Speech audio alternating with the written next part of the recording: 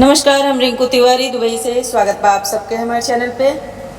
आज आप सबके एगो तीज गीत सुनाओ तने। और सबसे पहले आप सबके हम ये बता दें कि तीज में शंकर जी और पार्वती जी के ही पूजा होला, यही से शिव विवाह गीत ही लोग गावेला।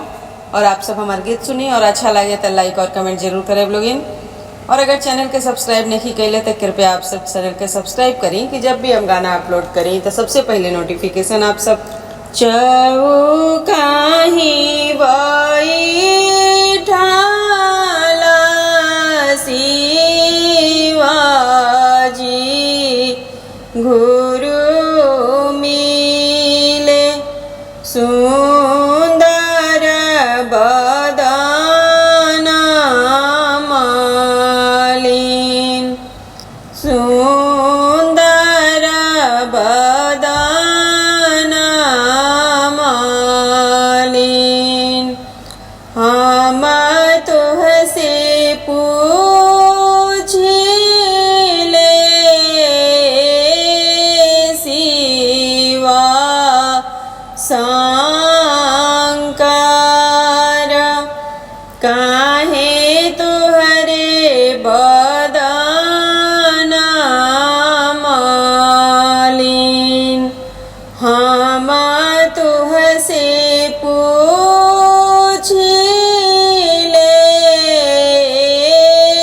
शिवा शंकर काहे तुहरे बदन मालिन। हमारा ही बाबा के दशहरा बैला उपजेला भंगिया धतुर। हमारा ही बाबा के दशहरा बहेला उपजेला भंगिया धतुर। भंगिया अमृत मोहे लागेला सासु ओहि मोरे बदन मालिन। भंगिया अमल मोहे लागेला सासु ओहि मोरे बदन मालिन। हजमा के दाढ़ी जरो बाभना के पोथी हो बाबा के छोट हो खोराज। हजमा के दाढ़ी जरो बाभना के पोथी हो बाबा के छोट हो खोराज। बाबा के छोट हो खोराज। हजमा बाभन मिली बराएक खोजेले खोजेले तपसी भिखार। बाभन हजमा मिली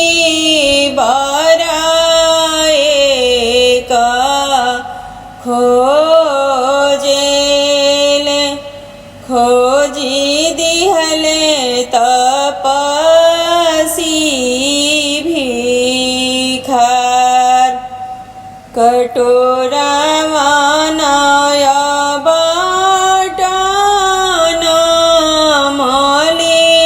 मलियन मधु तेलवा चलली सुभैया से जराय कटोरामा नय बटन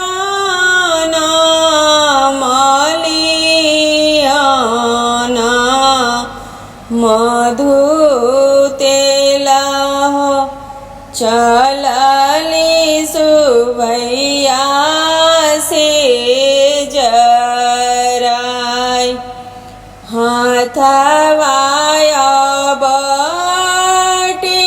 बटेली गोड़वा अबटेली पीठिया के बेरी पूछे बात हाथवाय बटेली गोड़वा अबटेली पीठिया के बेरी पूछे बात हम तुहसे पूछिले शिव शंकर कितना दिन के उमर तोहार रावण मारी रावण गढ़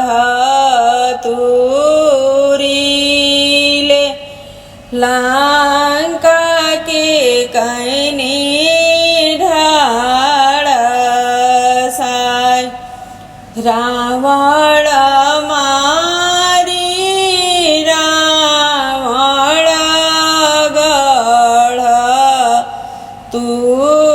तुरीले लंका के कैनी ढाहो ढाय हमारा ही संघवा के गछवा बिरिछवा हो अबहिन जीवन जुग चार हमारा ही संघवा के गछवा